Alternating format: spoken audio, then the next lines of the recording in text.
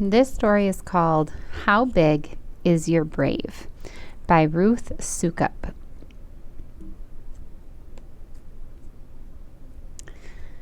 Zippy flapped back and looked up at the stars and the deep, dark sky. I wonder what it's like up there, Zippy said. If I had just one wish, it would be to hop in a rocket and blast off for outer space. Vroom! Not me, said her brother Gus. I could never go so far from my garden. But when you blast off, I'll cheer you on. The next day, as Zippy and Gus went into town, they passed by a crowd gathered around a sign. Space Camp. Launch your own rocket ship. Win ribbons for best in space. Zippy's heart soared. Oh, that would be fun, she said. Sign up, Gus urged. Zippy shook her ears. No, she said. Look at all those big critters. I can't compete with them. Going to Space Camp is your big dream, Gus said. Wouldn't Space Camp be a good step, like planting the first seed in a garden? Maybe, Zippy said, but it looks way too scary.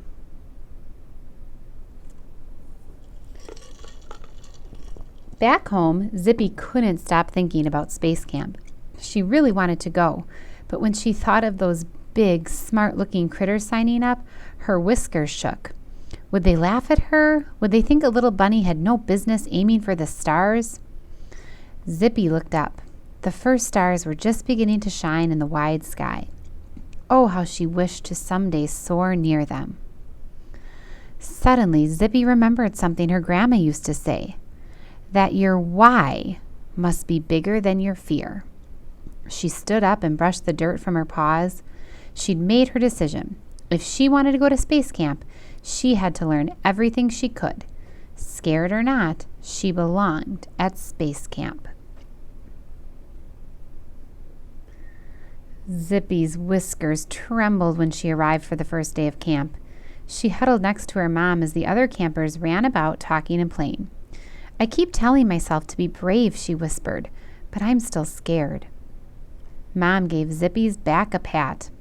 Being brave doesn't mean you're never scared, she said. Sometimes courage means taking an action, even when you feel afraid.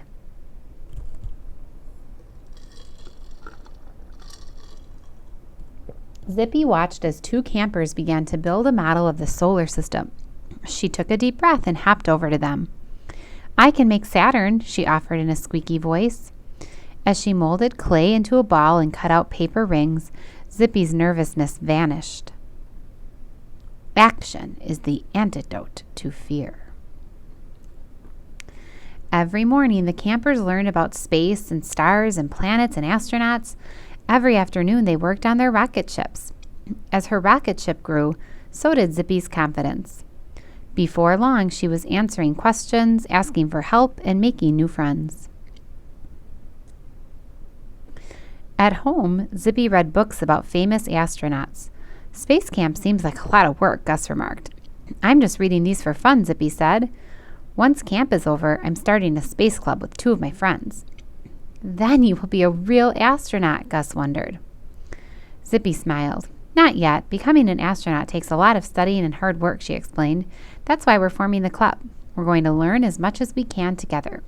Our camp counselor says it will be easier to keep our eyes on the stars if we help each other. She says it is something called accountability. Everyone needs accountability.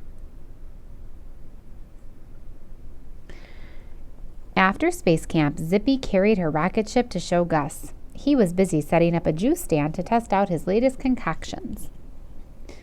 Wow, your rocket ship sparkles like the sun, Gus said as he swooped the rocket through the air. Careful, said Zippy. Suddenly, Gus tripped and crash, splash. Zippy's rocket ship landed in the dirt, crumpled and covered with juice. I'm sorry, Gus said. My perfect rocket ship, Zippy cried. It's ruined.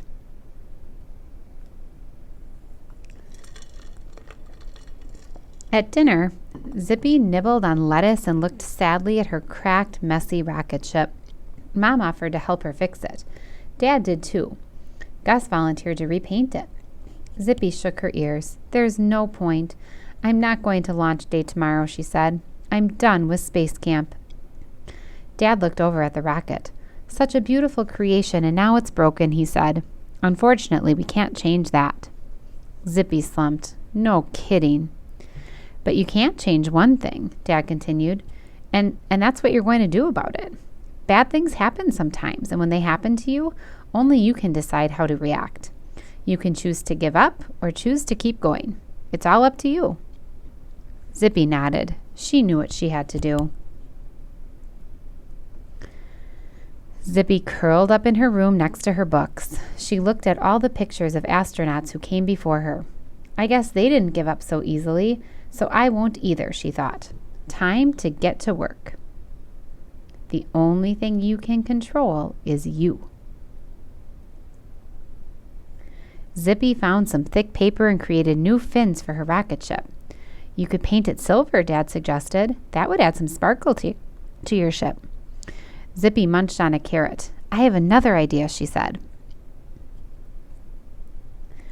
Zippy arrived for launch day, nervous but excited. She was happy to see her space camp friends and admire their rocket ships. They were all beautiful. But Zippy's swirling purple and orange design really stood out. It's lovely, the teacher said. Were you inspired by the colors of Jupiter? Zippy smiled at Gus. No, I was thinking of my brother's garden. He grows the best beets and carrots.